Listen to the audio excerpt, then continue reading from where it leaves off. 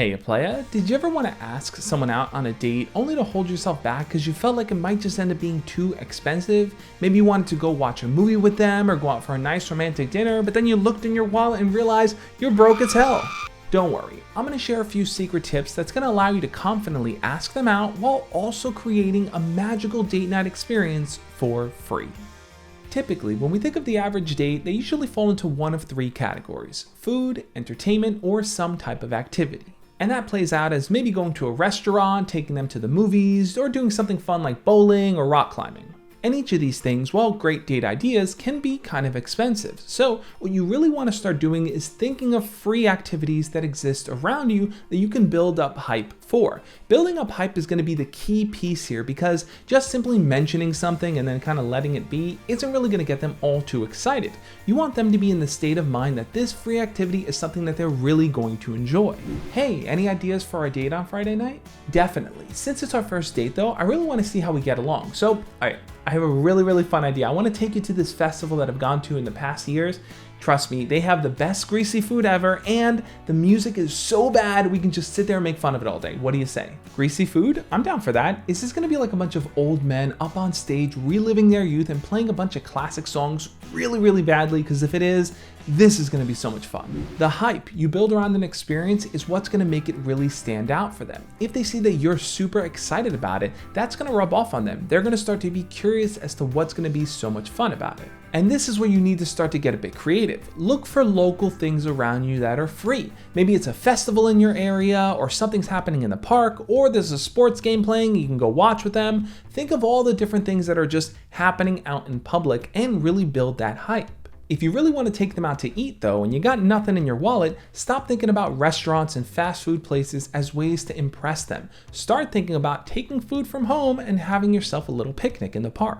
This may sound a bit cheap, but trust me, it's going to come off as way more thoughtful and romantic. Taking time to prepare food for the two of you to eat, bringing specific things that they may like, getting sandwiches ready, bringing drinks, and bringing all together in a little cooler is going to show them that you're really thoughtful when it comes to your time with them. When you're broke, you do what you can. Plus, it's way too basic to walk into a restaurant and sit down and eat, or to go up to a counter at a fast food place and say, we're going to get number 4. Your home groceries are always going to end up costing you less in the long run than going out to eat every single time with them. So get creative with what you can pull from your fridge. Grab some fruits and slice them up. Grab some snacks and put them in little Ziploc bags. Wrap up your sandwiches in aluminum foil and just go out on that picnic date. Plus, there's something nice about finding a shady spot under a tree, folding out your blanket on the tall grass, and just sitting, talking, and eating with that person. You don't have to sit there nervously and anxiously waiting for the waiter to bring you the check, so you can sit there, open up your wallet, and go, how am I gonna pay for this?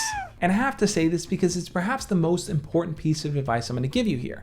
Be honest about what you're dealing with. Now, I don't recommend walking up to them and saying, I'm broke, I ain't got no money, but you might want to let them know that you're in budget mode, that you really want to get to know them better. You want to see where things can progress, but you really can't go on expensive dates right now.